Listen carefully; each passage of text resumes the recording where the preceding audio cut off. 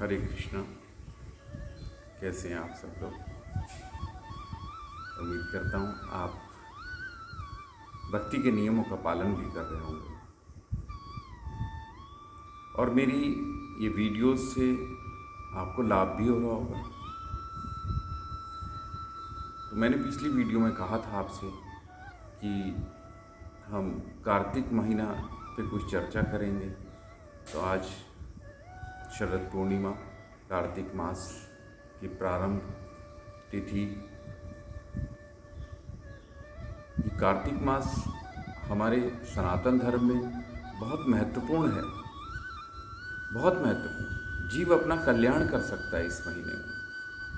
कल्याण के सारे मार्ग इस महीने में, इस माह में खुले रहते हैं अगर वो इस मास के व्रत का, ये एक व्रत बोला गया है, इसको कार्तिक व्रत बोला गया है, इसके नियमों का पालन करता है यदि, तो उसको पूरा लाभ मिलता है और उसका कल्याण होता है, उसको पूर्ण गति प्राप्त होती है। तो हमें जानना पड़ेगा। ये जो कार्तिक मास है इसको दामोदर मास भी कहा गया है, क्योंकि भगवान की समस्त लीलाएं इस कार्तिक मास में अधिक हुई। और दामोदर लीला जिसमें यशोदा मैया ने भगवान को रस्सी से बांध दिया था, इसीलिए ये दामोदर मास भी कहा जाता है, ये मुख्य लीला। और ये दामोदर मास की जो देवी हैं, अधिष्ठात्री देवी हैं, वो है राधा रानी, श्रीमती राधा रानी। इस मास को ऊर्जाव्रत मास भी कहा गया। ऊर्जा देने वाला मास है ये। ऊर्जा किसकी? कौन है ऊर्जा? ऊर्जा किसके माध्यम से आती है? राधा रानी के माध्यम से। और ऊर्जा कहाँ से निकल के आती है? भगवान कृष्ण से। तो प्रदायिनी है राधा रानी। तो राधा रानी इस मास की अधिष्ठात्री देवी है। हमें एक निष्ठ होकर इस कार्तिक मास का, दामोदर मास के व्रत इसलिए बोला गया कि इसमें नियमों का पालन करना होता है। नियमों का पालन, जिस प्रकार एक समय का भोजन करना, जमीन पर सोना, ब्रह्मचर्य का पालन करना, गृहस्थ भी हो तो भी ब्रह्मचर्य का पालन करना चाहिए। और सुबह शाम भगवान को दीप दान करना चाहिए। तुलसी जी की महिमा की विशेष लीला है।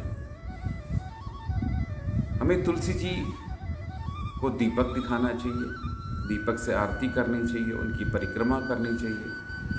और अगर इससे भी श्रेष्ठ हो ये कि अगर हम धाम में वास करके ये सब करें।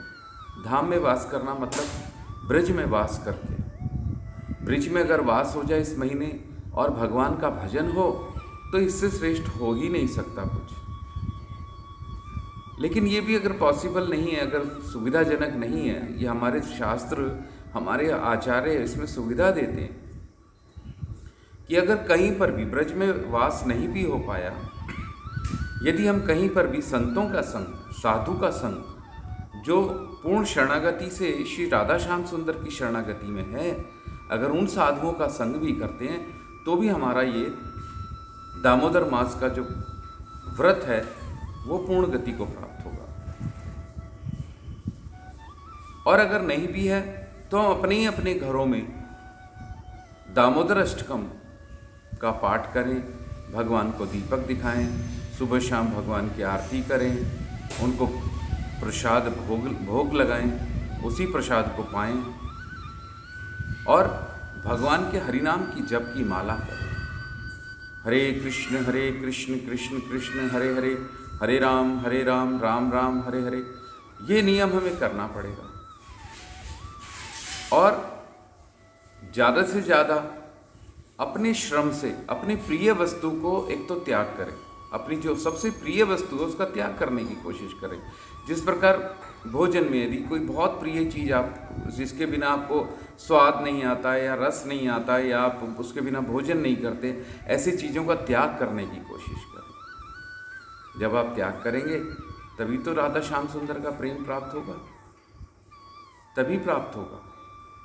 त्याग करने का व्रत होता है, त्याग करने का नियम। व्रत अगर हम बोल रहे हैं कि व्रत करना है, उपवास करना है, इसका अर्थ है कि आपको अपनी प्रिय वस्तु का त्याग करना है।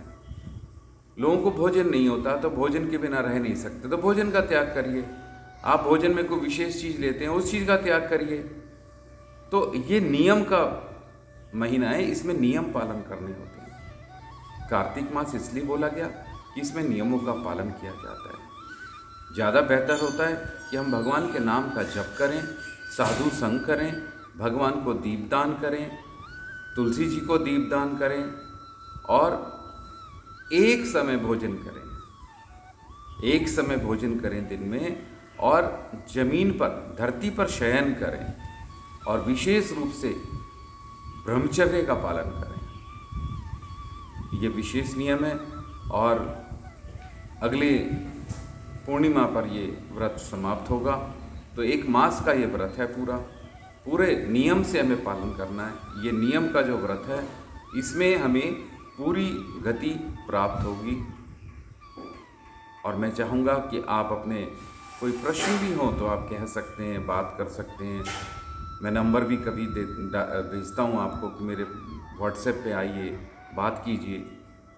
तो ये हमें विशेष रूप से ध्यान रखना है कि ये हमारा कार्तिक मास हमारे लिए कल्याणकारी हो। हरे कृष्णा।